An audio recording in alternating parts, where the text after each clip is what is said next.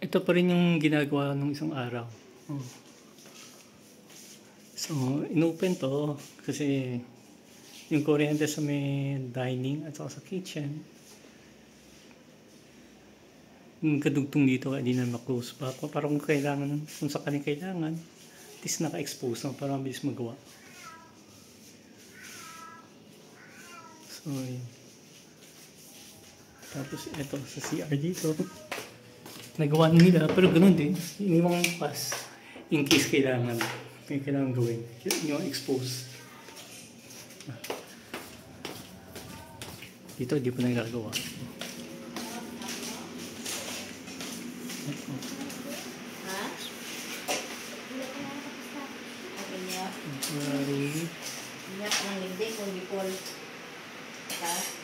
Hindi na ipon dahil ito babangay kasi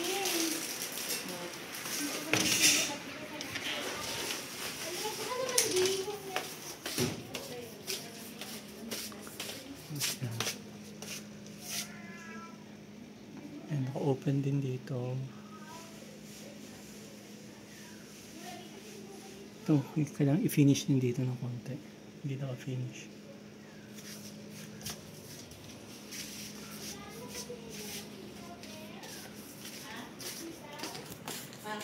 And then ito mga outlet sa likod ng freezer, sa wakas nasara na rin to. So okay na yung mga to. Ito. adilig na lang. Ang balkon na lang. Close na ba to? Hindi, dalawa lang balkon. Close na rin. Hindi, open pa. Ito, nasa ba yung linya?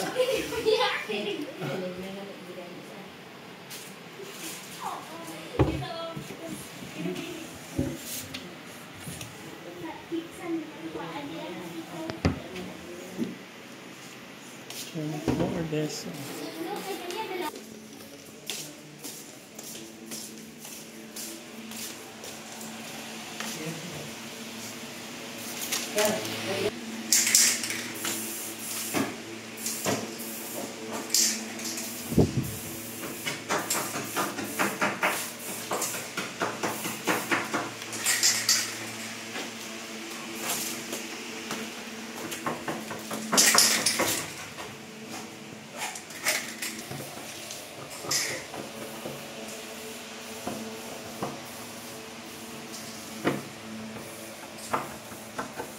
Sa second na kwarto, yung dating outlet, di na mahanap, di na magawa ng paraan.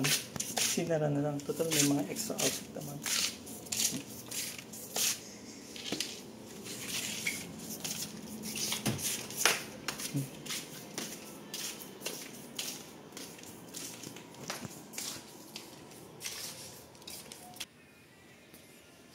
Sabi sa chandelier daw to, di ko lang alam.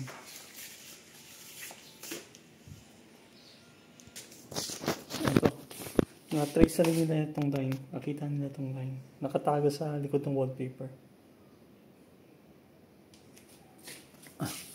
May mga biyak na malalaki, oh. Grabe.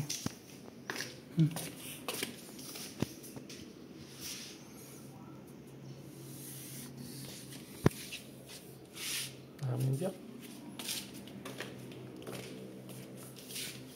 Okay.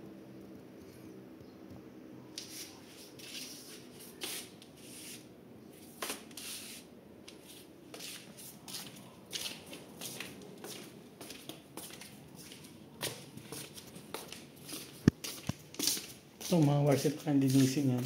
Majority dyan, hindi na wala na.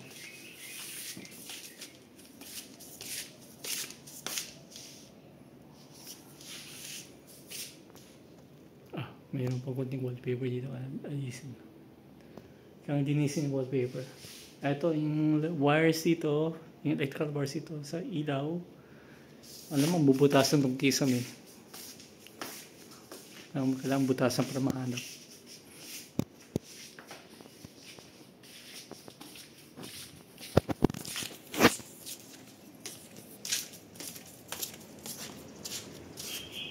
Nasara na nila. Tapos ito. Isa. Yung isang outlet, ano daw yan, sa doorbell, at saka mga ilaw siguro. Di rin nila sure actually. So malalaman daw pag binuksan na itong mga ilaw, itong mga pin light na to.